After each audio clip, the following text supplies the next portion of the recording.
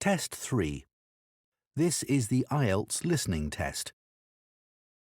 You will hear a number of different recordings and you will have to answer questions on what you hear.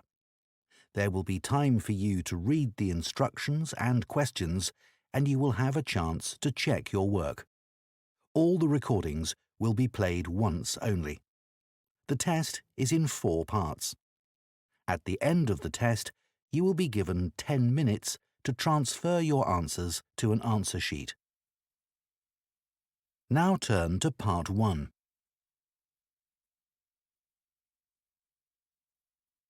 Part 1.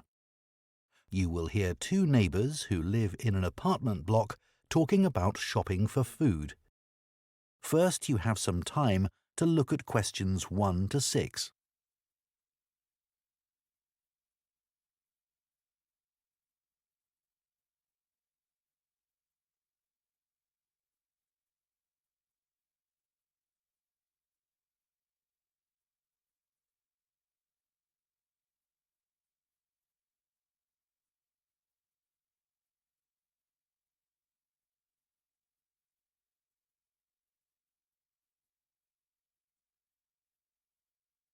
Now listen carefully and answer questions 1 to 6. Hi, Shannon. How are you settling into your new flat? Really well, thanks. You look like you're going shopping. Yes, I am. My cousins are coming to stay for a couple of days and I have to cook for them. Well, there are plenty of places to buy food in Kite Place. It's the area by the harbour. Oh, OK. I'll find that on the map. Thanks. What sort of food do you need to get? Well, neither of them eats meat, but they both like fish. Well, there's a really good fish market there. Oh, great. Where is it exactly? It's at the far end of Kite Place. So you have to go over the bridge and then it's on the right. OK. Is it open all day? It doesn't close until 4, but I'd recommend going earlier than that. It does run out of some things. Oh, I don't want that to happen. As long as you get there by 3:30, you should be fine. It's only 11 now, so plenty of time. Right.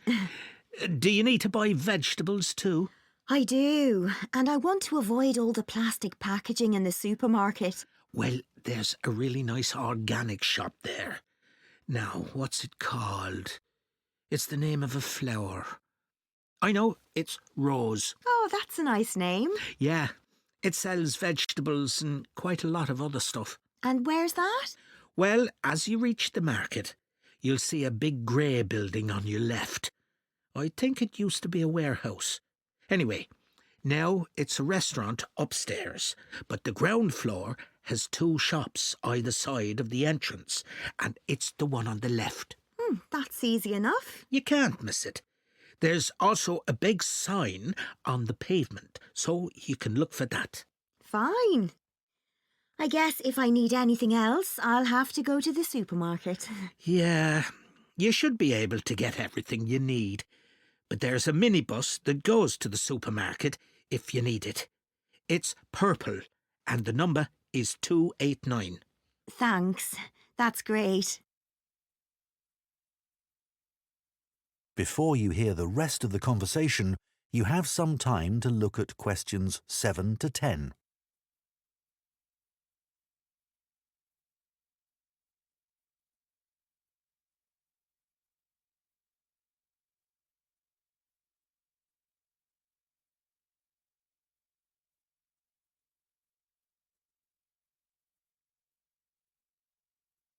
Now listen and answer questions 7 to 10. So, what do you need to get at the fish market? The salmon is always very good, and the shellfish. I'm going to make a curry, I think, and I need about 12 prawns for that. They'll have plenty of those. OK. Have you ever tried samphire? No, what's that? It's a type of seaweed. Oh. I just ask for a handful, and you fry it in butter. It's delicious. Oh, I might try that. How do you spell it? It's S-A-M-P-H-I-R-E. A M P H I R E. Great. It's always good to try something different. Yeah. I'll see what beans they have in the organic shop, and I think I'll get something for dessert there. How about a mango? I'm not sure. They're not always ripe. I'd prefer a melon. It's bigger too. Good idea. The owner also sells a lot of spices there that you can put in a curry, and things like coconut. Oh, that's very helpful. I'll have a look. No problem. I know bread doesn't really go with curry, but I always like to have some in case. As I said, all the bread is homemade, and there's lots of variety. I like the brown bread myself. Sounds good. They sell other things there too. Like cakes? I love chocolate cake. Well, not that. But they have a whole range of tarts, and the best are the strawberry ones. Perfect.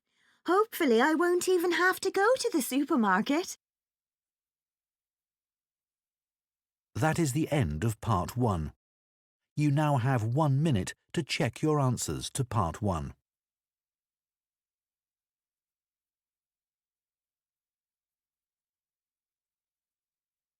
If you're enjoying the video, don't forget to like it and subscribe for more videos like this. Part 2. You will hear the organiser of a children's book festival giving some information about it on a local radio programme. First, you have some time to look at questions 11 to 16.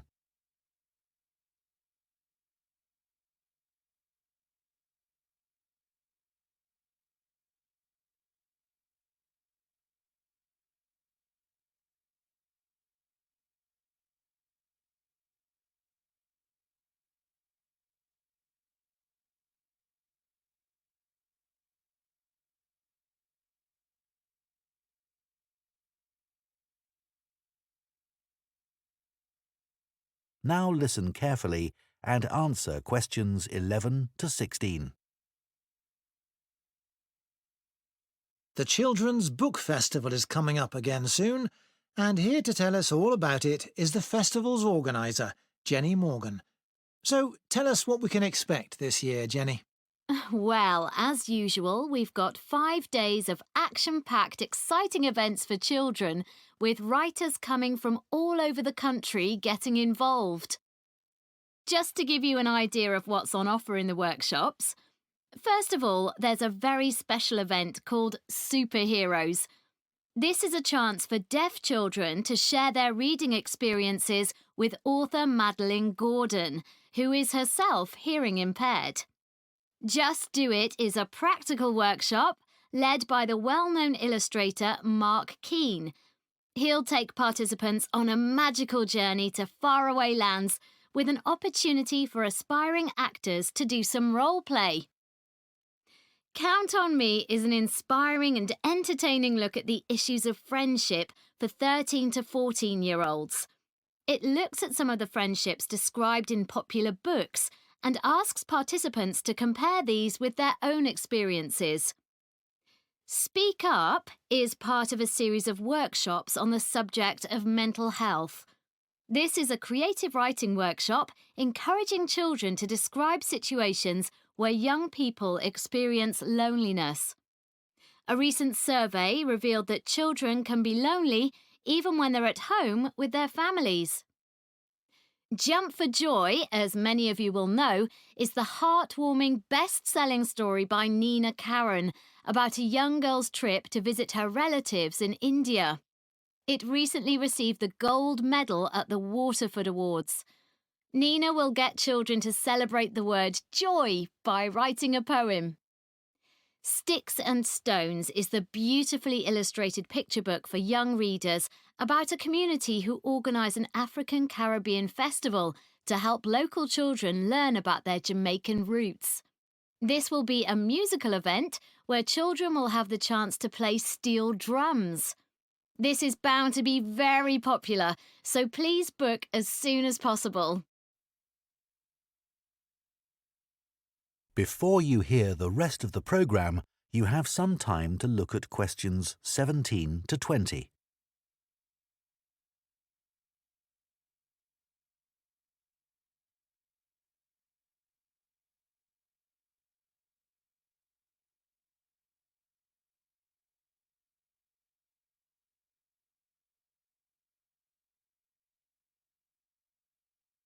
Now listen and answer questions 17 to 20. Thanks, Jenny. That all sounds really interesting. I'm just wondering if you have a favourite book you could recommend for our readers? It's hard to choose, but Alive and Kicking is definitely worth mentioning. You won't have heard of the writer as it's her first book, which is really impressive.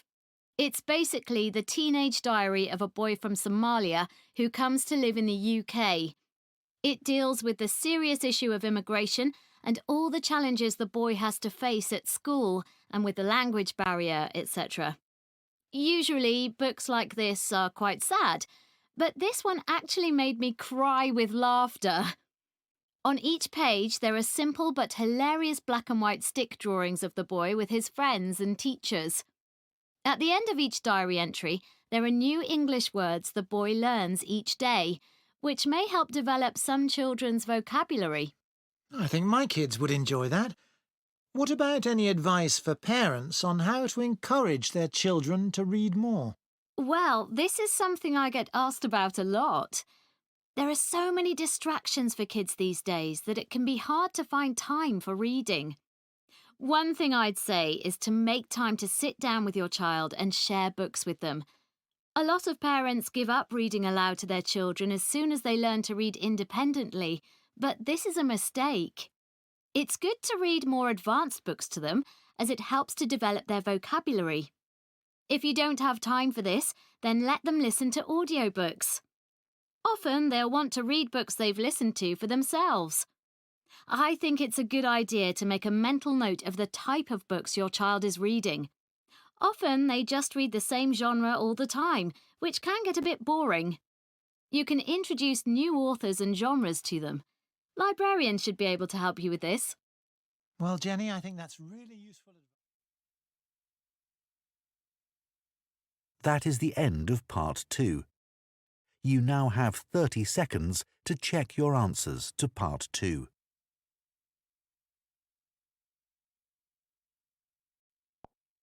Part 3. You will hear a trainee science teacher called Claire talking about her practical teaching work to another trainee called Jake. First, you have some time to look at questions 21 to 25.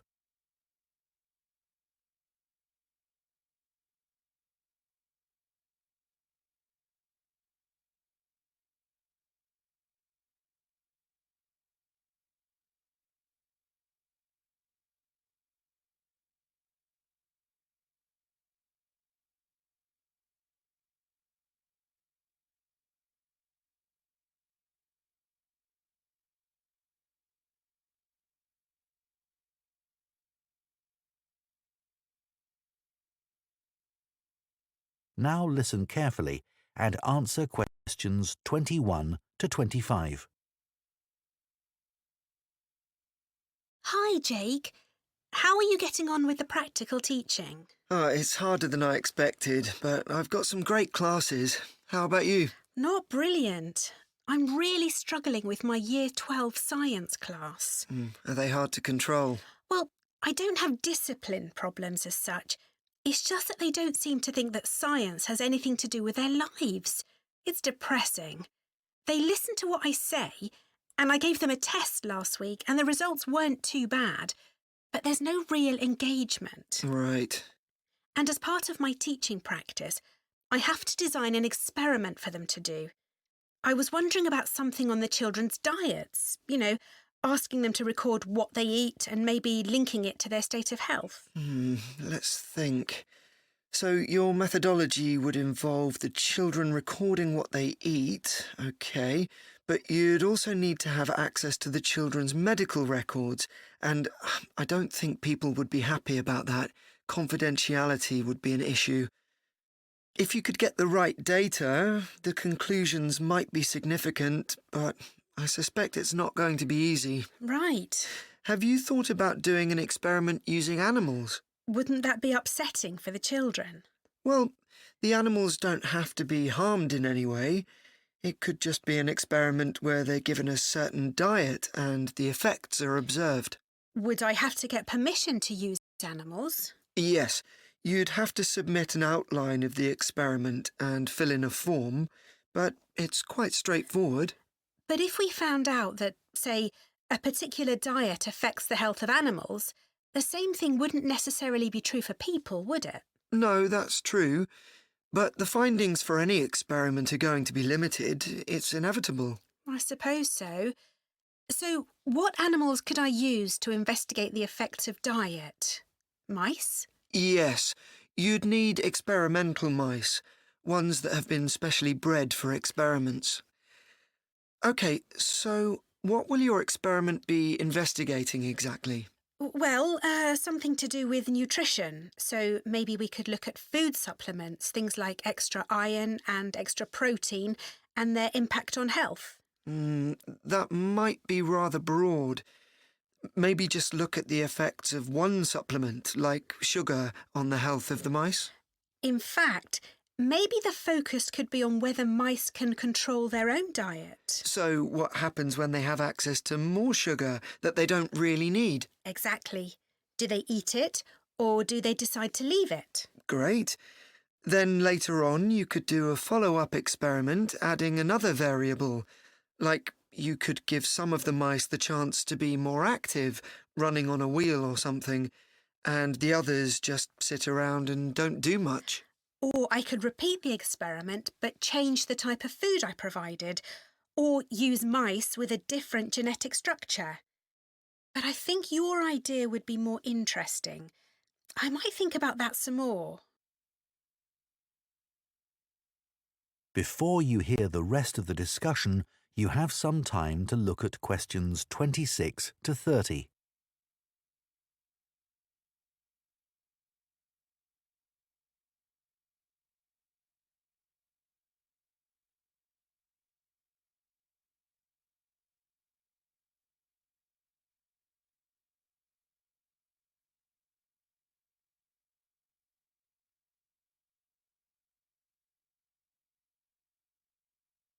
Now listen and answer questions 26 to 30. So, can I talk through a possible procedure for the experiment where mice are given a sugar supplement? Sure. I did a similar experiment in college, actually. Great. So, how many mice would I need? I'd say about 12, and all young ones, not a mixture of old and young. OK. And I'd need 2 groups of equal sizes, so 6 in each group. And how would I tell them apart? I suppose I could put some sort of tag on one group or just mark them in some way. You could use food colouring. That wouldn't hurt them. Perfect. Then each group would go into a separate cage, and one group, let's call them Group A, would be the control group. So they'd just have ordinary mouse food. I suppose you can buy that? Yes, it comes in dry pellets. And the other group would have the same as the first group, but they'd also have the extra sugar. Would you just give them straight sugar?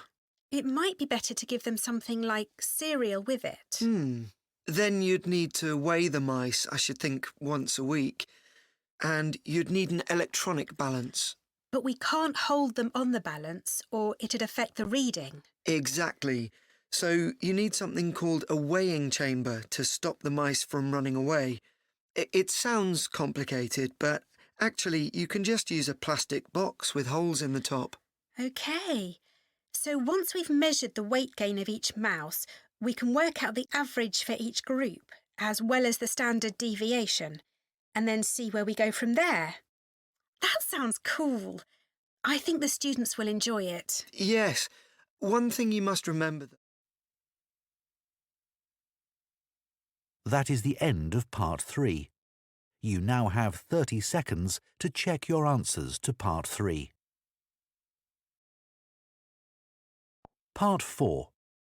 You will hear part of an environmental science lecture about microplastics. First, you have some time to look at questions 31 to 40.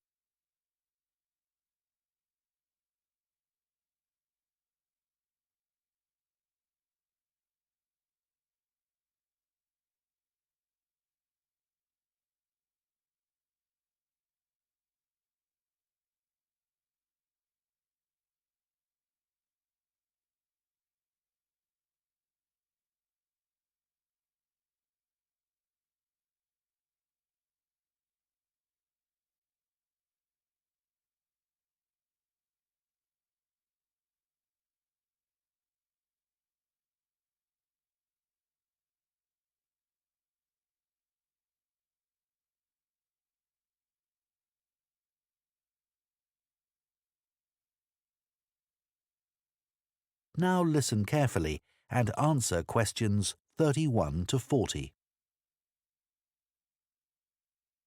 In today's lecture, I'm going to be talking about microplastics. Microplastics are tiny pieces of plastic smaller than 5 millimeters in size. Recently, there's been a greater awareness that there are large quantities of plastic waste, big and small, in the environment.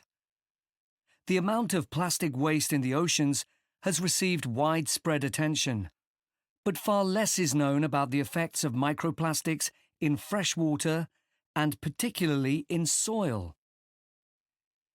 Microplastics can enter the environment via a number of different sources. Threads and microfibers detach from synthetic clothing every time they're put in a washing machine, and these find their way into the water system. Other sources include big pieces of plastic waste that are already in the environment, and these break down into microscopic particles over a period of time. On a larger scale, factory waste is another route, as are tyres, which wear down as cars, lorries and so on travel along road surfaces. We already understand some of the impacts of microplastics from studies involving fish and other animals. There is evidence that microplastics harm small creatures in a variety of ways, such as by damaging their mouths or by impairing their ability to feed, for example when microplastics get lodged in their digestive system. Surprisingly, perhaps, it is likely that humans consume microplastics, as these have been detected in a wide range of food and drink products, including bottled water, as well as in water that comes direct from the tap. What's more, salt and many kinds of seafood have also been found to contain microplastics. However, it's important to underline that there is not yet conclusive proof that microplastics cause significant harm to people. In many countries, including here in the UK, there is legislation which prevents manufacturers from adding plastic microbeads to shower gels, facial cleansers, and toothpaste. It is very difficult to accurately estimate the total amount of microplastic particles in the soil, as they can be hard to detect. But we do know they are carried in the air and deposited in the soil by rain. What's more, many of the fertilizers used by both farmers and gardeners contain microplastics.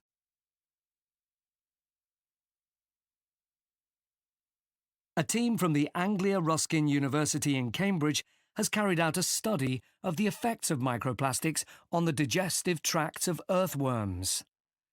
These worms, which live in topsoil, are an essential component of our agricultural system.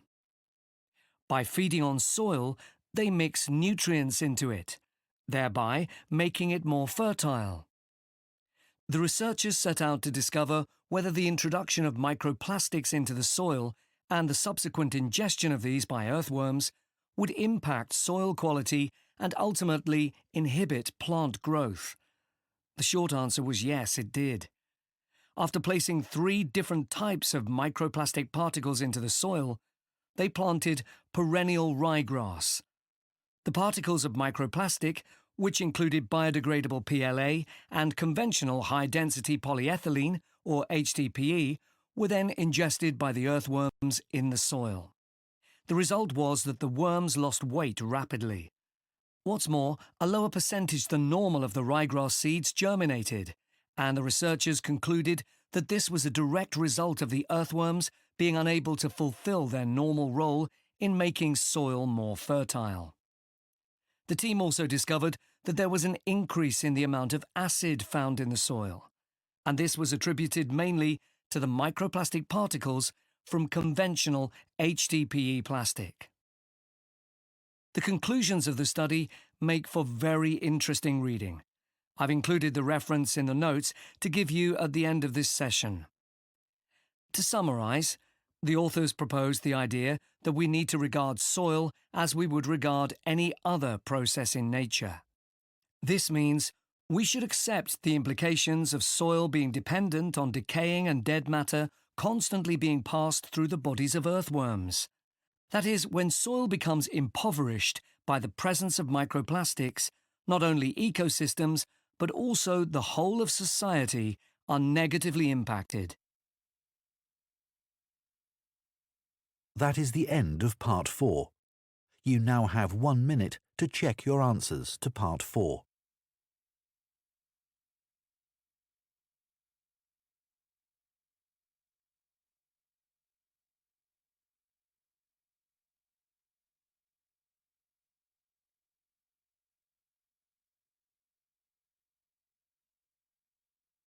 That's the end of the test. Check your answers on the next slide and thank you for watching.